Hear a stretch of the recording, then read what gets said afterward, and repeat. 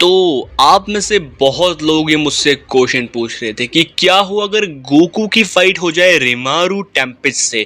तो आज की वीडियो में हम इसी के बारे में बात करने वाले हैं। एक तरफ है हमारे पास हमारे ड्रैगन बॉल का गोकू और एक तरफ है हमारे पास the time I got reincarnated as a slime की रिमोरू टेम्पेस्ट। जिनको नहीं पता, रिमोरू टेम्पेस्ट एनिमे यूनिवर्स की बहुत ही ज़्यादा ताकतवर कैरेक्टर है। तो आज हम इन दोनों का बैटल करवाएंगे एंड देखेंगे कि इन दोनों में से ज़्यादा पावरफुल कौन है।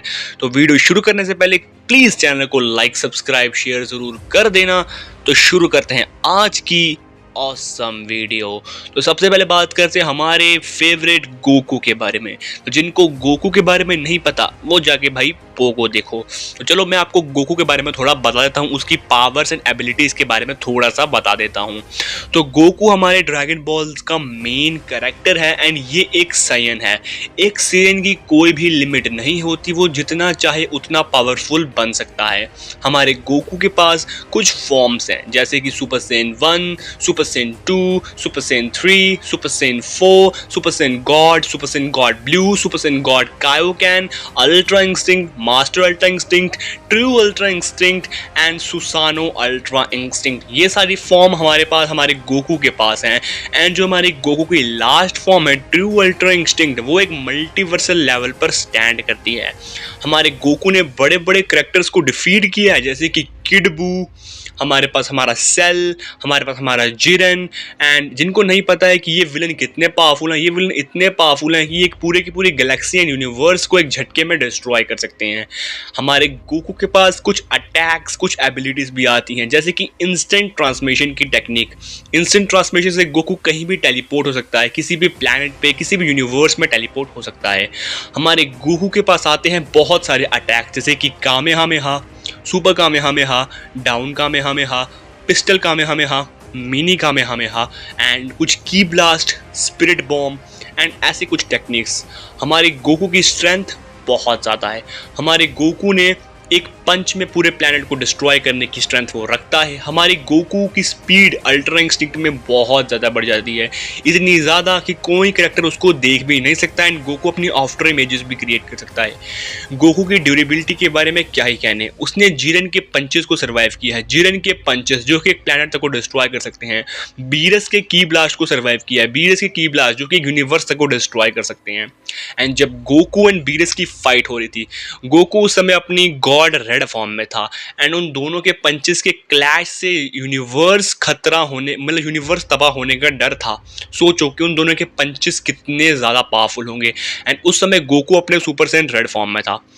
गोकू के बारे में बहुत बात कर ली, अब बात करते हैं रिमोरू के बारे में। रिमोरू टेम्पेस्ट जो कि at the time I got reincarnated as a slime, anime का नाम बहुत बड़ा है जानता हूँ, उस एनिमे से है।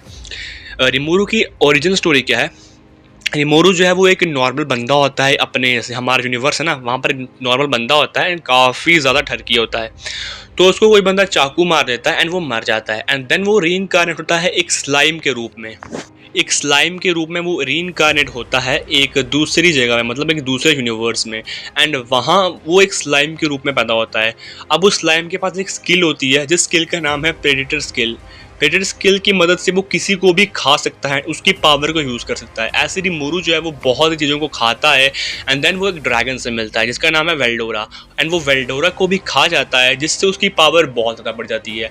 एंड ऐसे ही करते करते वो बहुत सारे लोगों को खाता है जिससे उसकी पावर और भी ज़्यादा बढ़ती है एंड आखिर में आकर वो कुछ डीमन लॉर्ड्स को भी खाता है। हाँ, रिमोरू टेम्पेस्ट के यूनिवर्स में कुछ डीमन लॉर्ड एग्जिस्ट करते हैं जो कि वहाँ के सुप्रीम बीइंग हैं एंड रिमोरू कुछ में से उनको भी खा लेता है एंड उनकी पावर लेवल के बराबर हो जाता है। एंड एक टाइम तो रिमोरू खुद ही डीमन लॉर्ड बन जाता है जिससे उसकी पावर बहुत ज़्यादा बढ़ जाती है। तो हाँ, रिमोरू की अगर पावर्स की बात करें तो रिमोरू के पास है अनबीटेबल लेवल की स्ट्रेंथ, स्पीड, ड्यूरेबिलिटी एंड रिमोरू की जो मेन पावर है वो तो उसकी प्रेडेटर स्किल ही है। मतलब प्रेडेटर स्किल की मदद से वो किसी को भी अपने अंदर एब्जॉर्ब कर सकता है। अगर रिमोरू की कुछ अटैक्स की बात करें तो भाई रिमोरू की पावर जो है वो एक एक्स्ट्रॉर्डिनरी लेवल पे है। जैसे कि रिमोरू एक स्लाइम है, तो उसके पास किसी भी मतलब वो किसी भी शेप में चेंज हो सकता है, किसी भी जानवर में चेंज हो सकता है, एंड किसी मतलब वो शेप शिफ्टिंग कर सकता है एक हिसाब से। एंड रिमोरू के पास है इंस्टिंक्टिंग स्किल्स, यानी कि एज अ स्लाइम जो है रिमोरू के पास बहुत बढ़िया स्किल्स आती हैं जिससे वो एब्जॉर्ब कर सकता है, डिजॉल्व कर सकता है, एंड बहुत जल्दी सेल्फ रीजनरेशन कर सकता है। उसके पास आती है हमारे पास बहुत सी पावर, जैसे कि इन्फानाइट रीजनरेशन। अपना रिमोरू अनलिमिटेड टाइम में रीजनरेट कर सकता है, वो मैजिक को कंट्रोल कर सकता है, बैरियर्स को क्रिएट कर सकता है, अटैक्स को डिफ्लेक्ट कर सकता है, शेप शिफ्ट कर सकता है। उसके पास है डीमन लॉर्ड हाकी, उसके पास है इनहांस रेप्लिकेशन, उसके पास है special motion, dark flame lightning. वो डार्क फ्लेम्स को मैनिपुलेट कर सकता है जिससे वो ब्लैक कलर्स की फ्लेम को निकाल सकता है, जैसे कि अमर तरासू नहीं है वैसे ही निकाल सकता है। उसके पास है यूनिवर्सल थ्रेड, जो कि एक मतलब कॉमन लोगों को बांधने के काम आता है। उसके पास है टेलीपैथी, टेलीकिनेसिस, उसके पास है पॉइजनस ब्रेथ, उसके पास है पैरालाइजिंग ब्रेथ, एंड उसके पास और इतनी ज़्यादा पावर, जैसे कि डार्क थंडर, जिससे वो डार्कनेस के थंडर के अटैक्स कर सकता है जो कि बहुत ज़्यादा खतरनाक होते हैं। देन उसके पास आती है मिमिक्री, वो किसी की अटैक्स को मिमिक कर सकता है। रिमोरू के पास आते हैं क्रिएशन की पावर, उसने एक बारी 10,000 यूनिवर्स को क्रिएट कर दिया था। देन वो बहुत पावरफुल है, मतलब रिमोरू जो है वो लॉ को चेंज कर सकता है, मतलब जो उसकी यूनिवर्स के लॉ हैं वो उसको भी चेंज कर सकता है, जिससे आप रिमोरू की पावर का अंदाज़ा लगा सकते हो कि रिमोरू कितना पावरफुल है। देन वो मैजिक को एक एक्स्ट्रा लेवल पर कंट्रोल कर सकता है, एक एक्स्ट्रा लेवल पर।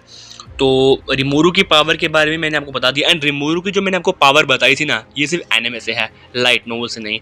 अब हमने दोनों करैक्टर की पावर के बारे में डिस्कस कर लिया है, अब ज़रा इन दोनों का बैटल कराते हैं, देखते हैं कौन विन करता है। तो दोनों ही अपनी जगह बहुत ज़्यादा पावरफुल हैं, बहुत ज़्यादा अमेजिंग हैं।